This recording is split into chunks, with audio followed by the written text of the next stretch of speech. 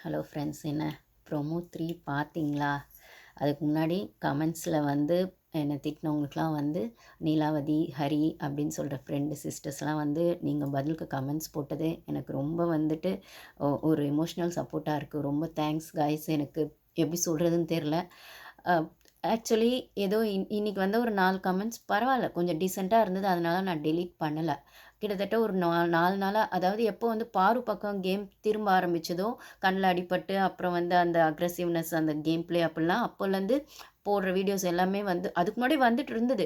But ஆனா இப்போ ஒரு வாரமா வரது பார்த்தீங்கன்னா, ரொம்ப மோசமா தான் வந்துட்டு இருந்தது. நீங்க ரிப்ளை போட்டது கமெண்ட்ஸ்லாம் ஒரு லுக் பரவால்ல. அதனால தான் நான் டெலீட் பண்ணாம விட்டுட்டேன். சரி, ஏதோ அவங்க ஒப்பீனியன் சொல்லிட்டு போறாங்க அப்படிங்கிற மாரி.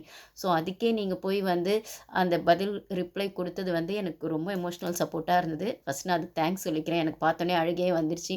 பரவால்ல, நம்மளுக்காகவும் 2 ஃப்ரெண்ட்ஸ் வந்து நம்ப பதில் சொல்ல வேண்டிய இடத்துல அவங்க பதில் சொல்லியிருக்காங்களே அப்படின்னு அவங்களுக்கு ரொம்ப தேங்க்ஸ் சொல்றேன். அதுக்கப்புறம் பார்த்தீங்கன்னா, அதோட சேர்த்து நான் ப்ரோமோ 3யும் பார்த்தேன்.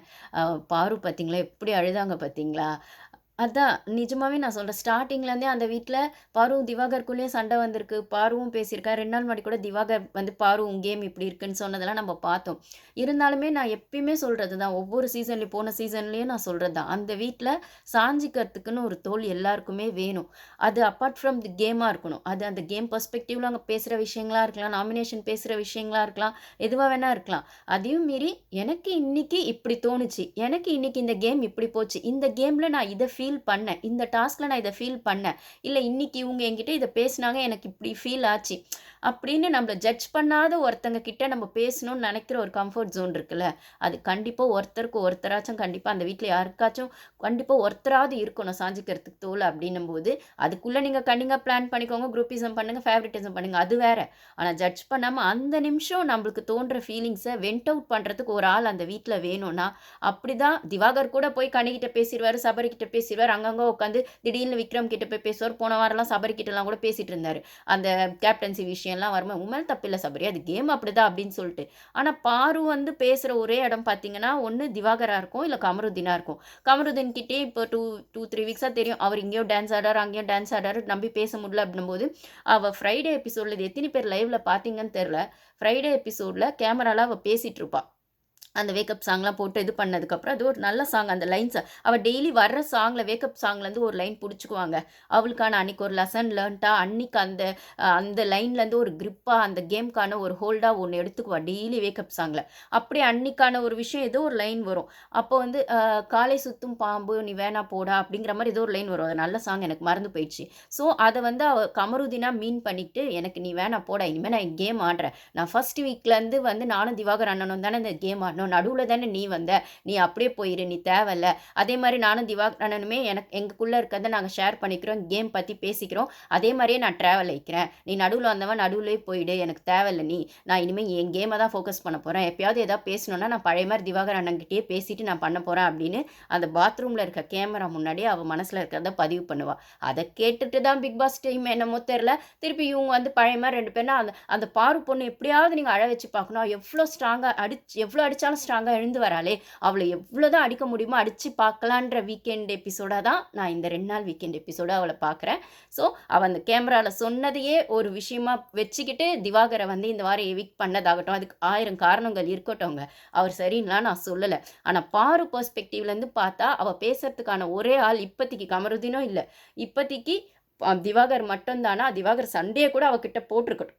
ஆனாலும் இவ திருப்பி திருப்பி போய் பேசுற ஒரே ஆள் வந்து அவரு தான்னா, அந்த அந்த ஒரு வென்ட் அவுட் பண்றதுக்கு ஒரு இடமா அவ தேடுனால்ல, அது இப்ப அவளுக்கு இல்ல அப்படின்னு சொல்லும்போது, திருப்பி கமருதீன் கிட்ட இவ போய் பேசுவாளா? இல்ல கமருதீனே வந்தும் பேசலாம். இல்ல வேற யாராவது கூட வந்து பேசலாம்.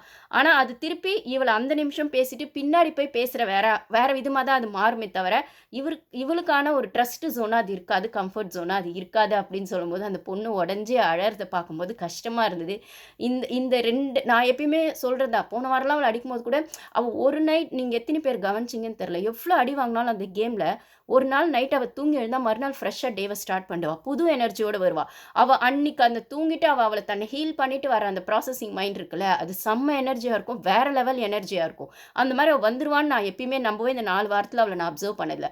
பட் ஆனால் இந்த வீக்கெண்ட் அவள் வாங்கின அடி அவளுக்கு மென்டலாகவும் அடி தான், ஃபிசிக்கலாகவும் அடி தான். ப்ளஸ் திவாகரோட எவிக்ஷன் இன்னும் அவளுக்கான மாரல் சப்போர்ட்டையும் பிரேக் பண்ணியிருக்கும்.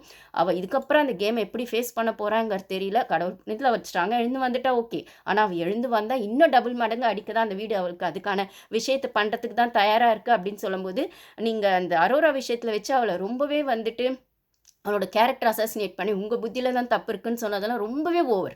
அந்த வீட்டில் யார் புத்தியிலையுமே தப்பு இல்லாத மாதிரி நீங்கள் அந்த பொண்ணை அந்த விஷயத்துக்காக பேசி, அது அரோராக்காக பேசி அந்த பொண்ணை அடித்ததெல்லாம் இருக்குல்ல. அப்படி பார்த்தா நீங்கள் எஃப்ஜேவெல்லாம் என்ன மாதிரி அடிச்சிருக்கணும்? ஆதிரியை எவிக்ட் பண்ணும்போதெல்லாம் நீங்கள் என்ன மாதிரி சொல்லி எவிக்ட் பண்ணியிருக்கணும்? எஃப்ஜே ஆதிரிய விஷயங்கள்லாம்.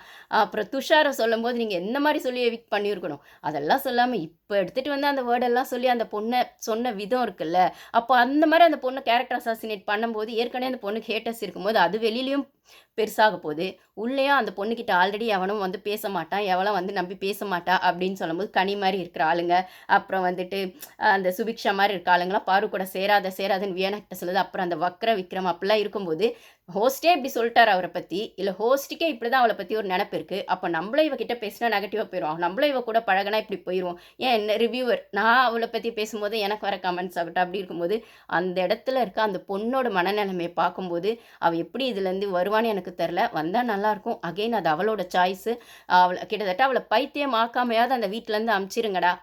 அவளோட இமேஜை இதுக்கு மேலே டேமேஜ் பண்ணுறதுக்கு ஒன்றுமே இல்லைடா அப்படிங்கிற மாதிரி தான் இருக்குது. அந்த அரோராக்க வந்து நீங்கள் தூக்கி வச்சு பேசணுன்றதுக்காக அவள் முன்னாடி பார்வை அடிச்சிங்க பார்த்தீங்களா? அதே மாதிரி இப்போ திவாகரை வெளில அனுப்பினவங்களுக்கு பார்வை 2-3 வாரத்தில் வெளில அனுப்ப ரொம்ப நேரம் ஆகாது. ஏன்னா ஓட்டிங்கில் பார்த்தீங்கன்னா 5th பிளேஸுங்க திவாகர். ஓட்டிங்லாம் இல்லாமலாம் இல்லைங்க. திவாகருக்கு அடுத்த பிளேஸில் ஒன்று பாருக்கு அப்புறம் திவாகர் இருந்தார். ஆமாம், போன வாரம் திவாகர் பாரு மாறி மாறி வந்தாங்க. இந்த வாரம் 4th பிளேஸில் பாரு இருந்தாங்க. 3rd பிளேஸ்லேயும் 4th பிளேஸில் 5th பிளேஸில் ஆப்வியஸாக திவாகர் இருந்தார். ஸோ திவாகரை எடுத்தவங்களுக்கு ஓட்டிங் இல்லைன்னு சொல்லி ஒரு காரணம் சொல்லி எடுத்தவங்களுக்கு பார்வை எடுக்க ரொம்ப நேரம் ஆகாது. ஆனால் எனக்கு என்னென்னா நீங்கள் பார்வை எடுக்காதீங்க. ஆனால் அரோரா மாதிரி ஒரு பொண்ணு முன்னாடி வச்சு பார்வை அடிச்சுட்டு அவளை உள்ளே வச்சு இவளை எடுப்பீங்க, இல்லை விக்ரம் மாதிரி ஒரு ஆளை தூக்கி, ஆனால் விக்ரம் முன்னாடி இருக்கான் பார்வை விட அஃபிஷியலியும் அன்அஃபிஷியலியும். அப்போது பண்ணி அனுப்பும்போது அதுதான் அவளுக்கான ஒரு பெரிய ஃபெயிலியராக இருக்குமோன்னு எனக்கு தோணுது. அதனால் தயவுசெய்து அவள் பேரை ரிப்பேர் பண்ணாமையாவது அனுப்பிச்சிருங்க. இல்லைனா வந்து அவளுக்கான ஒரு நியாயமான ஸ்டாண்டை கொடுங்க. அவள் விஷயத்தை மட்டும் அடித்து பேசுகிற நீங்கள் மற்ற விஷயத்தையும் ஓப்பனாக பேசியிருக்கலாம். இன்னொன்று பார்த்தீங்களா, வீக்கெண்ட் எபிசோடில் சபரிக்கெலாம் செம்ம திட்டு விழுந்திருக்கு, விக்ரம்க்குலாம் இதுக்கு மேலே திட்டு விழுந்திருக்குலாம் சொல்கிறாங்க. அப்போ அதை ஏன் சார் நீங்கள் வீக்கெண்ட் எபிசோடில் காட்டல?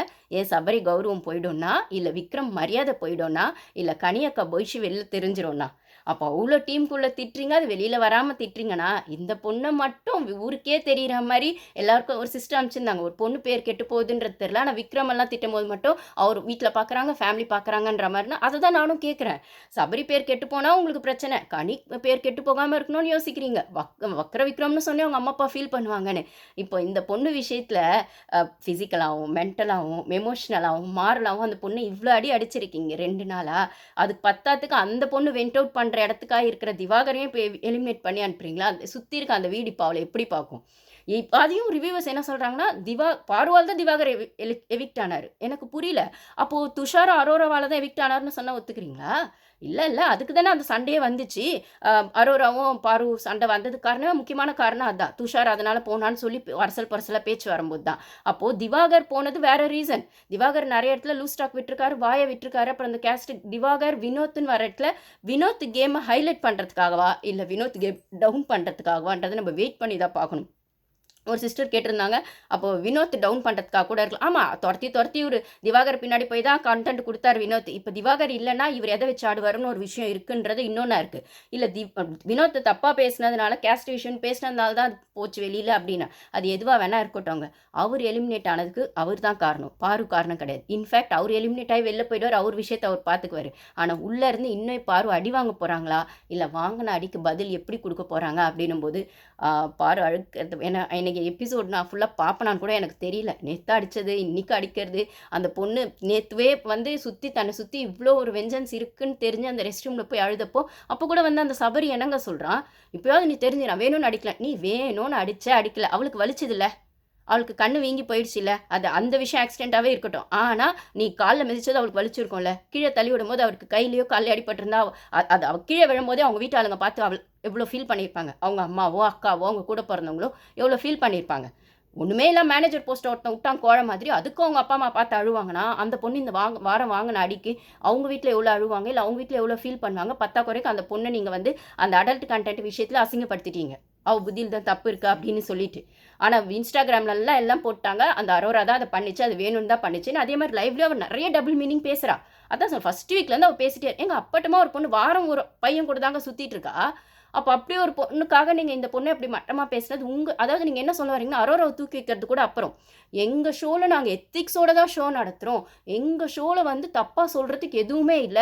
பார்க்குறவங்க நீ தான் அத தப்பா புரிஞ்சுக்கிட்ட. உன் புத்தியில தான் தப்பா இருக்கு. உன் பார்வையில தான் தப்பு இருக்குன்னு உங்க ஷோவோட எத்திக்ஸ காப்பாத்துறதுக்காக மொத்தமா ஒரு பொண்ணு இமேஜ டேமேஜ் பண்ணீங்கல்ல. அவ்ளோ எத்திக்ஸ் இருக்கவங்க ஏன் சார் அரோரா மாரி ஒரு பொண்ணு ஷோல போட்டீங்க? அவ்ளோ நியாயம் திவாகர் மேல இன்னைக்கு எவிக்ட் பண்ணதுக்கு உங்களுக்கு 1000 காரணம் இருக்குன்னா, அது அவன உள்ள போட்டதே நீங்க தானே சார். அப்புறம் கலையரசன் அவனுக்கு பீப் சவுண்ட் குடுத்து, குடுத்து 4 வாரமா உள்ள வச்சிருந்து சார் வெளில அனுப்புறீங்க. அவன உள்ள அனுப்பும்போதே தெரியாதா சார் அவன் கேரக்டர் எப்படின்னு? மொத்தத்தையும் நீங்க பண்ணிட்டு, அதுக்கப்புறம் பாரு, பாரு, பாரு, பாரு, பாரு, பாருன்னா என்ன சார் அர்த்தம்? அப்படிதான் எனக்கு இருக்கு. அப்போ இதுக்கப்புறம் அந்த பொண்ணோட கேம் எப்படி போகும்? கமருதீன் கூட எனக்கு தெரிஞ்சு அவ சேர்ந்து விளையாடக்கூடாது. இன்னும் அவ பேர் ரிப்பேர்டா அந்த கமருதீன் நம்பவே கூடாது அவன. அவன் இப்படியும் பண்ணுவான், அப்படியும் பண்ணுவான் அப்படின்னும்போது. ஆனா அதையும் விட்டா அவ எப்படி அவ கேம ஸ்ட்ராங்கா நிறுத்துவா? தன்னை நிறுத்திக்குவா அப்படிங்கிறது எனக்கு புரியல. சுத்தி இருக்கவங்க இதுக்கு மேல சும்மாவும் இருக்க மாட்டாங்கன்றதும் தெளிவா தெரியும். அந்த பிரசன்ஸ் ஆண்ட்ராவ நம்பி ஆடுறதும் அவளுக்கு டேஞ்சர் தான்.